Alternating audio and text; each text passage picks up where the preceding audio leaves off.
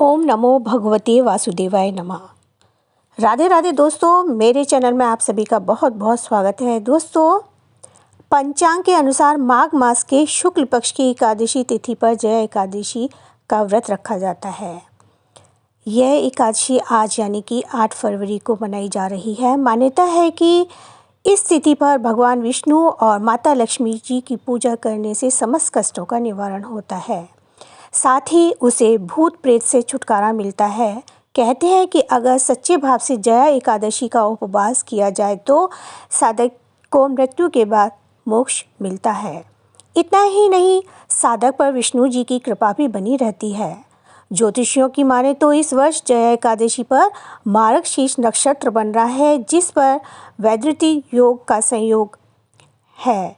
ऐसे में जया एकादशी व्रत कथा का पाठ करने से व्यक्ति की समस्त समस्याओं का निवारण होता है और उसके भाग्य में वृद्धि होती है। आइए इस कथा के बारे में जानते हैं।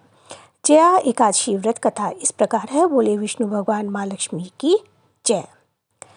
जया एकादशी का व्रत बेहद खास और महत्वपूर्ण माना जाता है। कहते कि इस दिन व्रत रखने से साधक को भूत प्रेत की नकारात्मक शक्तियों से मुक्ति मिलती है। इसे जया एकादशी कहते हैं। इस दिन सच्चे भाव से उपवास रखने से व्यक्ति को भूत प्रेत की योनि से मुक्ति मिलती है। ये तो मैं कई बार कह चुकी हूँ। कहते हैं जया एकादशी के बारे में भगवान कृष्ण ने कहा कि एक बार की बात है कि जब नंदनवन में उत्सव चल रहा था, इस उत्सव में सभी देवतागण और सिद्धि संत उपस्थित थे।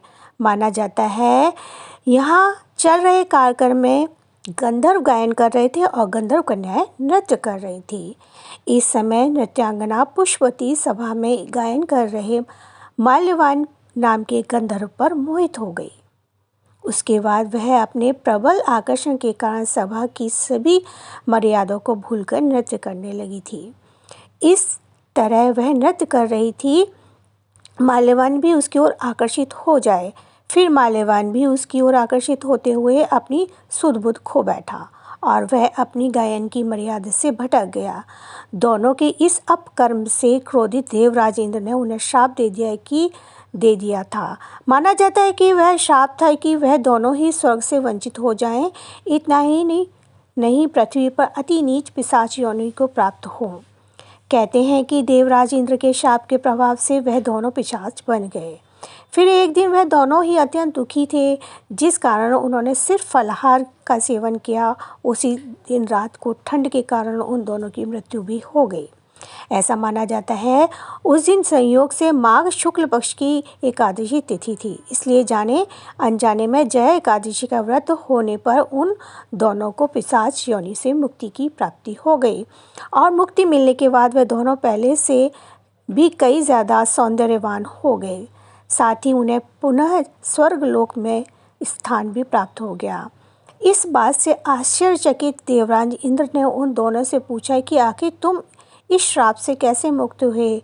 देवराज इंद्र के सवाल का उत्तर देते हुए गंधर्व ने बताया कि भगवान विष्णु की जया एकादशी के व्रत के प्रभाव से उन्हें यह फल मिला है। अतः इस एकादशी कथा को जो कोई सुनता है, सुनाता है, भगवान विष्णु की कृपा से उसे सभी मनोवांछित फल प्राप्त होता है और अन्न धन की वृद्धि होती है, पिशाच योनि से मुक्ति मिलती है।